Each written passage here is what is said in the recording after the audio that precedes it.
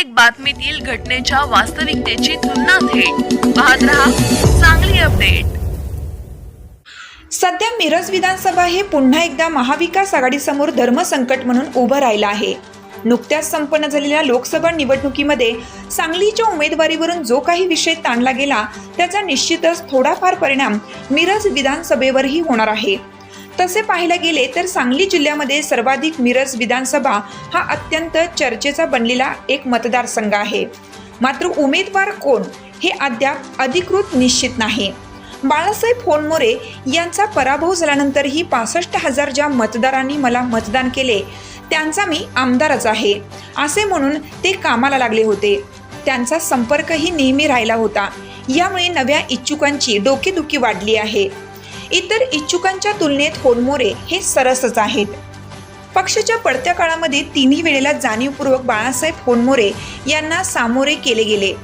मात्र यंदा विशाल पाटील विजयी झाल्याने इच्छुकांची भाऊ गर्दी झाल्यानंतर आता संधी असताना होनमोरेंवर अन्याय तर होणार नाही ना या भावनेने मतदारसंघामध्ये भावनिक लाट निर्माण झाली आहे। लोकसभेला उमेदवारीवरून जरी ताणाताण झाली असली तरीही जनतेचे प्रेम विशाल पाटील यांच्या सोबत असल्याने हा विजय श्री विशाल पाटील यांना मोठ्या फरकाने खेचून आणता आला। अगदी असाच विषय मिरज मतदारसंघातही निर्माण झाला असून तब्बल तिन्ही वेळेला उमेदवार राहिलेल्या होनमोरे यांनी गतवेळी 65,000हून अधिकची मते प्राप्त केली। यंदा भावनिक लाट होनमोरे यांच्या सोबत असून त्यात विशाल पाटील यांनी खासदारकीची निवडणूक जिंकल्यामुळे महाविकास आघाडीत उत्साह संचारला आहे।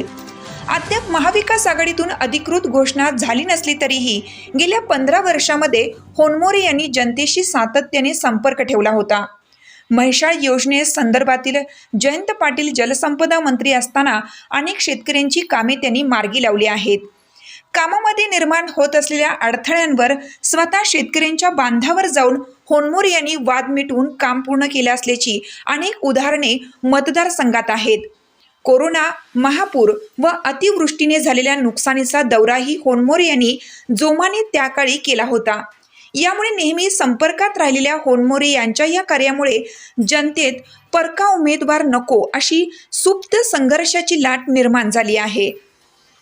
सध्या वरिष्ठ पातळीवरील राजकारणाचा अंदाज नसला तरीही आघाडीच्या नेत्यांनी ऐनवेळी अडचणीचा डाव मतदारसंघात टाकू नये अशा भावना व्यक्त होत आहेत।